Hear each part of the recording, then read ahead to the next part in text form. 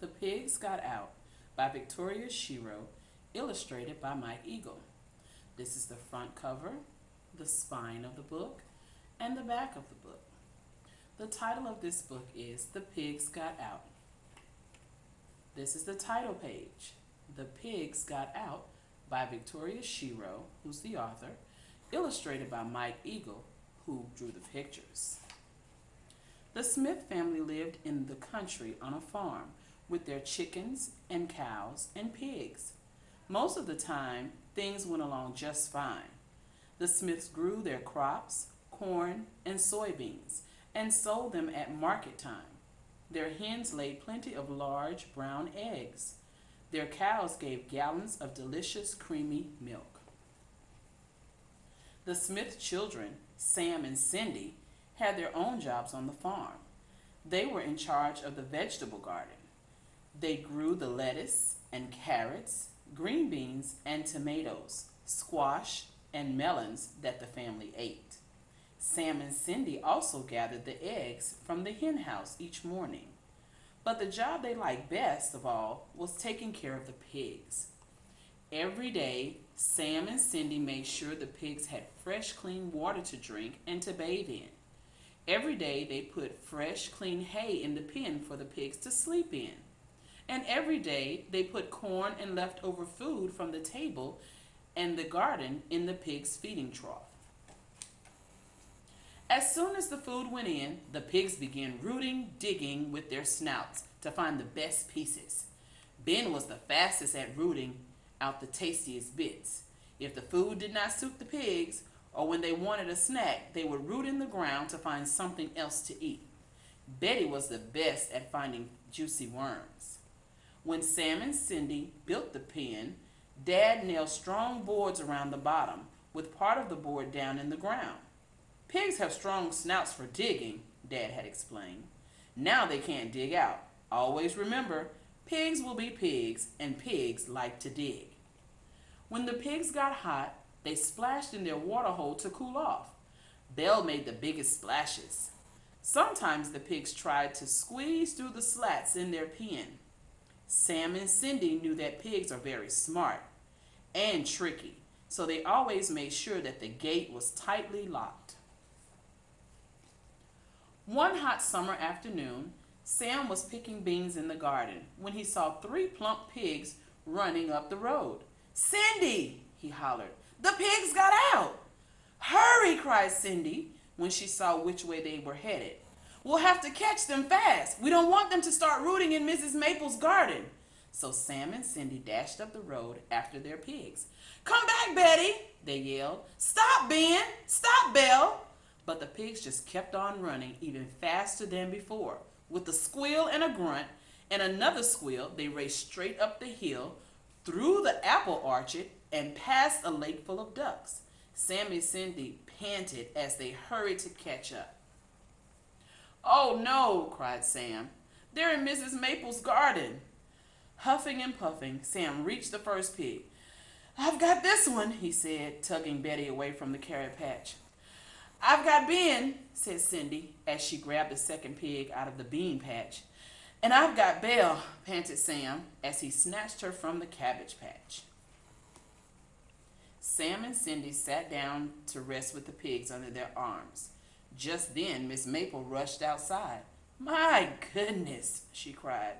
"Look what a mess these pigs made of my garden." "We're sorry," said Sam. "I'm sure the gate was locked. I don't know how they got out." "Yes," said Cindy, "we're sorry, but pigs will be pigs, and pigs like to dig." Sam sighed.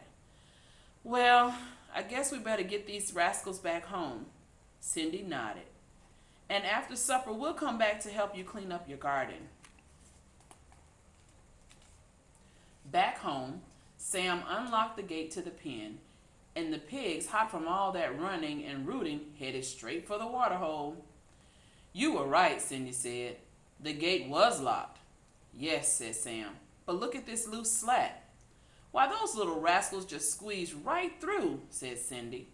So they got a hammer and nails and fixed the loose slat. They checked all the others too, to be sure they were good and tight. A few weeks later, Sam was digging up a new row of plants to plant some lettuce in when he saw three plump pigs trot down the road. He dropped his shovel and groaned. Then he shouted, "Cindy, the pigs got out!" "Again?" sighed Cindy. She dropped her hoe and headed for the road. Sam and Cindy took off down the road, calling after the pigs, but the pigs only ran faster. "Now where are they going?" Cindy asked in surprise. "Last time they went up the hill, not down." "Beats me," answered Sam. Those pigs just kept on running with Sam and Cindy close behind. They ran past the horse farm, through a field of daisies, and right around some geese crossing the road. Just when Sam and Cindy were ready to give up the chase, the pigs came to Mr. Green's barn. "Stop! Now!" shouted Cindy.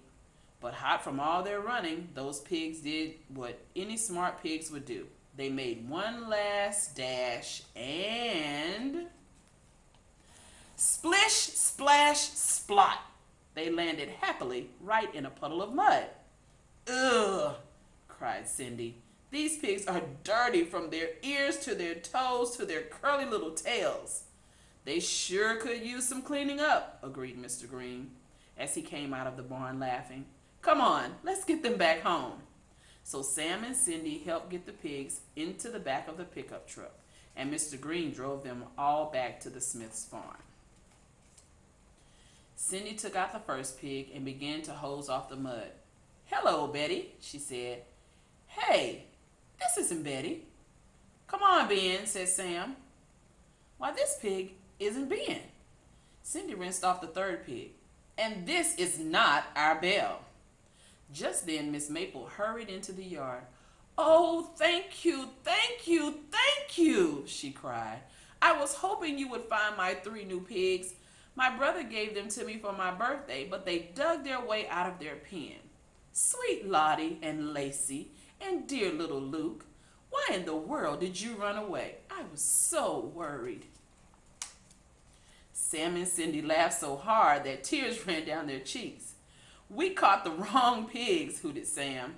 "This time we caught the wrong pigs." "Miss Maple," Cindy laughed, "pigs will be pigs, and pigs like to dig.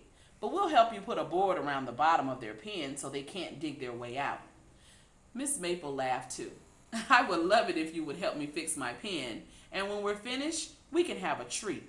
I just baked a fresh apple pie. While we eat, you can tell me how to take care of my nice new pigs." That night, when Sam and Cindy walked home through the farm, all the animals were where they belonged. The hens were asleep in the hen house, the cows were asleep in the barn, and even the three pigs were sound asleep on their nice, clean hay, sound asleep and dreaming of ways to have fun. As they passed by the sleeping pigs, Cindy whispered to Sam, "Always remember, pigs will be pigs, and pigs like to dig."